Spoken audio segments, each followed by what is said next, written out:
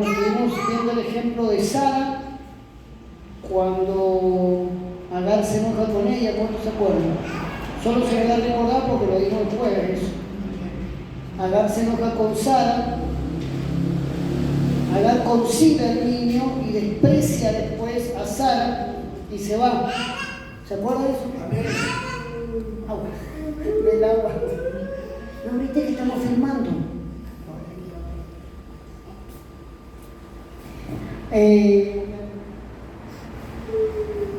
Sara se adelanta al tiempo, le dice a su esposo que se acueste con Agar. Agar tiene un hijo que ¿cómo se llamaba? Ismael. ¿Y de ahí quiénes vienen? ¿Quién? Sí, ya sé, los ismaelitas. Y los nietos ismaelititos. Los musulmanes. ¿Sí? Y de los isaquitos, dígame. Está gracioso. No, los musulmanes, ¿cierto? Pero Sara, cuando ve que Agar la desprecia, va y le pone la queja al esposo, y el esposo ¿qué le dice? Hacete cargo, porque vos tuviste la idea que yo me acostara con la sierva, lo cual era normal en aquel tiempo, pero ella tuvo la idea. No sé si no quería, específicamente no lo relata la Biblia, pero la decisión primordial la tomó Sara, eso sí. Tomó la decisión Sara porque ella quería tener un hijo de la promesa. Se adelantó a la decisión de Dios, porque Dios le había dicho que iba a tener un hijo. ¿Se acuerda que Sara se rió cuando vino el ángel que representa a Dios y le dijo, de acá a un año va a tener un hijo? ¿Se acuerdan o no? Sí. Ella se rió. Eso deja una malformación en el inconsciente de la persona, que cualquiera se puede reír de Dios. Si Dios le está diciendo que de acá a un año va a tener un hijo y ella se burla, se está burlando de Dios. Y eso es lo que provocó que ella se adelantara al tiempo. Nunca hay que reírse cuando Dios dice algo que parece ilógico, porque después la persona se adelanta al tiempo, lo hace y se puede equivocar. Como Sara, que se equivocó a darle a Agar al esposo. ¿Está? ¿Se entendió eso? Sí. ¿Sí? Entonces cuando Dios dice algo, por ejemplo, voy a inventar, ¿sí? De acá a un año el pastor Aracena va a estar embarazado, suponiendo. Una señora. O de acá a un año, no sé, la Mariela se va a casar con un millonario, suponiendo que ella, ¿qué se dio? Amén. Suponiendo que ella se ría y no lo tome en serio, estamos hablando de cosas contextuales que pueden suceder, ¿no? Eso sí, después Dios como que saca de esa sale de esa promesa y la persona quiere que se cumpla eso y se casa con cualquiera menos con un millonario. Eso es importante entenderlo, porque cuando Dios dice algo, después el ser humano quiere hacerlo, pero lo quiere hacer a su manera. Y dice suponiendo, María, es normal, hace un año me casé, pero no era con el hombre que Dios le había prometido casarse, ¿sí? Bueno, espero que me entendió, estoy medio complicado yo mi cerebro nada más, pero si usted me entiende, eso me baja. Entonces Sara era estéril, ¿se acuerdan? Rebeca era estéril. ¿Quién era Rebeca? La esposa de Isaac. Muy bien, Tiago, muy bien. Tiago, ¿no? Tiago. Pues lo confundo con el niño. Sara era estéril, Rebeca era estéril y Raquel era estéril. O sea, Abraham tenía la esposa que era estéril, Isaac tenía la esposa que era estéril y Jacob tenía la esposa que era estéril. ¿Sí? Que Dios los bendiga a los hermanos, porque se acomoden. El que llega tarde lava los platos. Ya comimos la torta, todo. Estamos hasta ahí. Bien. Entonces, concebir sin preparación no coordina con los tiempos del año. Ella concibió, Agar concibió y se enojó con Sara. ¿Qué hace? Sara se va al desierto, Agar se va al desierto y el ángel le dice, y acá voy a arrancar por la segunda parte, el ángel le dice, volvete a tu sierva porque todavía tenés que prepararte, ¿sí? Entonces acá hay tres palabras que vamos a explicar ahora, que pusimos el jueves: protagonismo, preparación y defensa. Usted sabe que los tanques de Israel tienen el motor atrás. La mayoría lo tienen adelante, los tanques blindados, porque siempre los misiles pegan adelante. Pero al revés, los tanques de Israel tienen un motor adelante y los de los enemigos atrás, porque si pega un misil le pega al motor y evita que se muera más gente dentro de ese tanque. Entonces, los tanques de los israelitas tienen una preparación adelante y eso se llama defensa. ¿Cómo podía ser que esta mujer concibiera sin preparación? Porque no fue preparada por Sara para que se acostara con el esposo. Estamos hablando de un ejemplo. Yo voy a arrancar con la segunda parte de ligaduras negras, porque el ángel la hace volver, porque le queda una extensión de tiempo de un vientre espiritual a otro vientre espiritual. Resumen, Agar tenía que volver sí o sí a encontrarse con Sara porque tenía que mamar algo del vientre de Sara. Dicho esto, voy a arrancar con esta parte de hoy para que podamos cerrar un poco y a donde quiero llegar de los vientres. Le dije que el jueves también que había sido una lucha, complicado que muchas personas nacieran por el vientre. Yo voy a explicarle por qué el vientre. ¿Sí? ¿Estamos listos? Cuando Dios le dice, usted tiene que, antes del pecado estaba una conciencia y después del pecado otra conciencia. ¿Sí?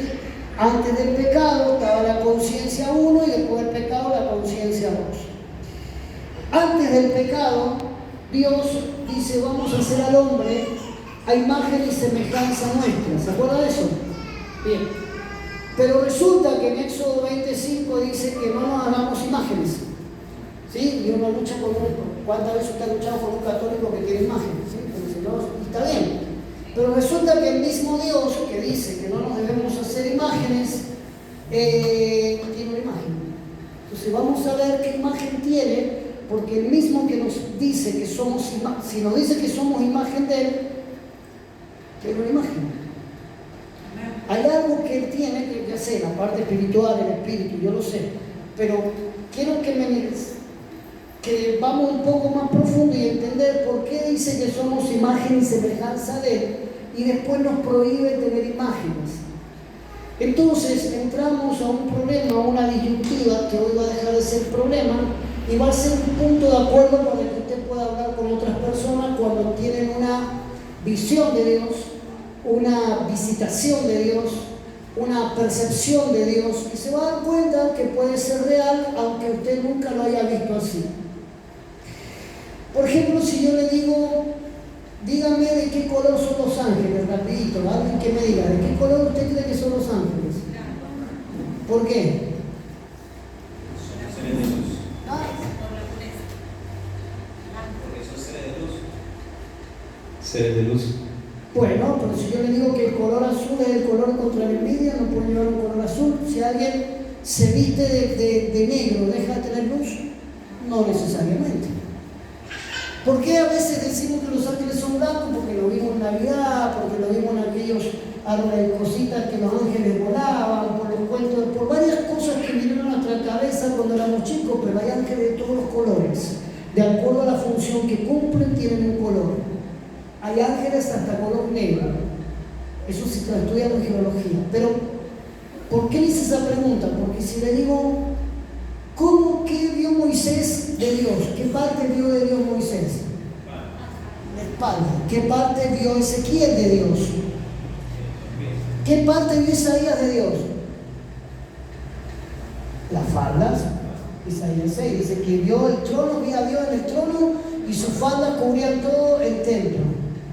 Moisés dice, y vi a Dios vi la espalda de Dios y yo vi la espalda. Pero ¿alguno ha visto la espalda de Dios? Pero alguno puede ver alguna representación de Dios, que Dios se le aparece, le habla a través de un ángel y siente que le habla y estará bien, le está hablando Dios. Pero si yo, en mi percepción de que nunca tuve una experiencia de que Dios habla así, tal vez mi cerebro lo rechaza.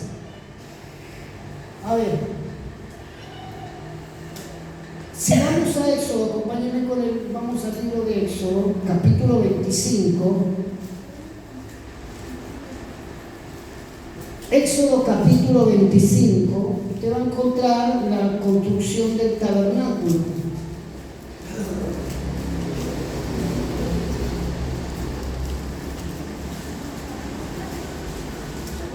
Fíjense en el capítulo 25 de Éxodo, verso 1, dice: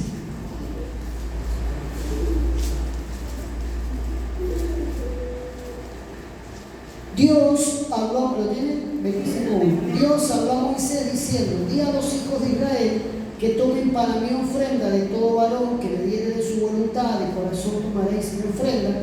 Esta es la ofrenda que tomaréis de ellos: oro, plata, cobre, bueno. Dice un montón de ofrendas. Pero en el verso 8, ¿qué dice? Con toda esa ofrenda, ¿qué tienen que hacer? Un santuario para mí, dice él, y habitaré en medio. Está hablando de qué cosa? Del tabernáculo. ¿Sí? Dice: háganme el tabernáculo, el arca, que yo voy a habitar en medio. Ahora vaya conmigo a Primera de Reyes, capítulo 8, perdón. Primera de Reyes, capítulo 8. Es más, Dios le hace ver que se abren los cielos y Moisés ve exactamente cómo tenía que hacer el arca, el tabernáculo. Y en Primera de Reyes 8, fíjese si su Biblia tiene título. En el capítulo 8, en el verso 12, ¿tiene título? Dedicación del templo. Entonces dijo Salomón: Dios ha dicho que él habitaría en la oscuridad. Yo he edificado casa por morada para ti, sitio en que tú habites para siempre. Pero si usted avanza un poquito para no leerse todo, el capítulo 8, verso 27, que es el mismo contexto, el mismo Salomón, que le edificó casa, que habitaría en la oscuridad, le dice el verso 27, pero ¿es verdad que Dios morará sobre la tierra? He aquí que los cielos de los cielos no te pueden contener, ¿cuánto menos esta casa que yo he edificado? Es decir, el mismo hombre que dijo: Dios habita en una casa, Él ha hecho casa para que more, Él habita en la oscuridad, después dice: ¿de verdad que habita en la tierra? Si los cielos de los cielos no lo pueden contener, menos esta casa que he hecho. Si a Moisés le manda hacer un tabernáculo y dice: voy a habitar en medio de ellos.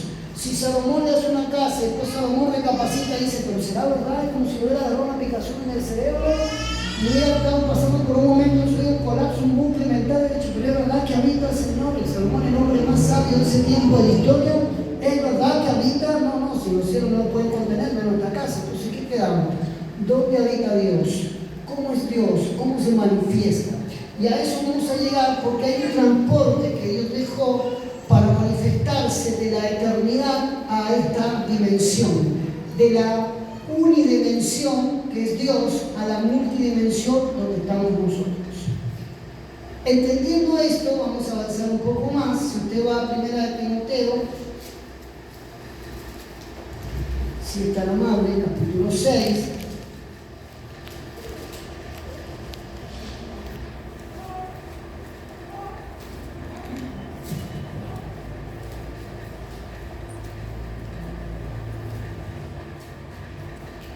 Primera de Timoteo, capítulo 6, si alguien lo tiene me lo lee, el verso 16, voy a buscar otro texto. Primera de Timoteo, capítulo 6, verso 16. No sé si alguien lo tiene, hay un micrófono o alguien que lo tenga, le haga.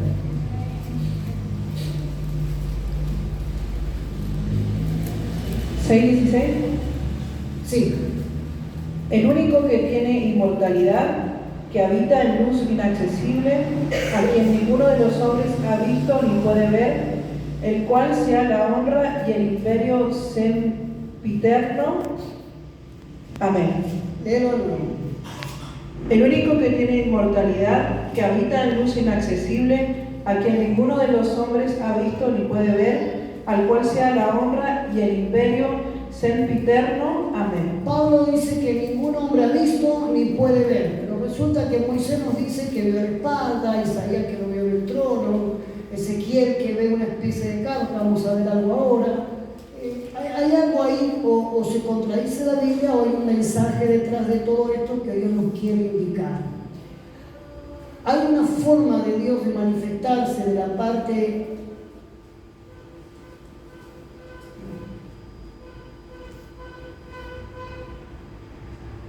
eterna, quinta dimensión, sexta, como quiera llamarle, a esta tercera dimensión. Hay un transporte, hay un auto. ¿Cómo se lo llevó a Enoch? ¿Cómo se lo llevó ¿a quién? Sí. ¿Cómo se lo llevó a Elías? ¿Carro de qué?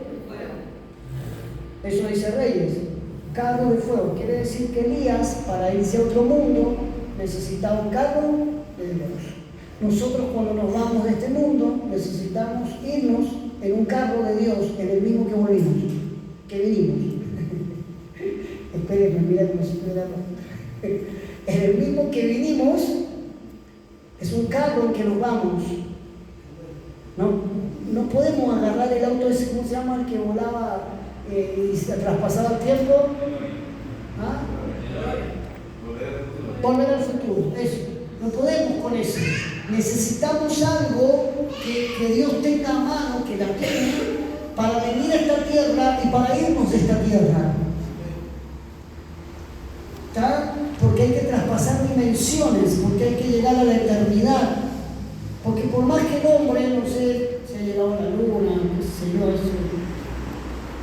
Uno dice que no, creo que sí, pero suponiendo que haya llegado a la luna, no alcanza eso. Necesitamos un carro de fuego como si lo lleve. Es más, Elías miró al cielo y dijo, ¿qué ves?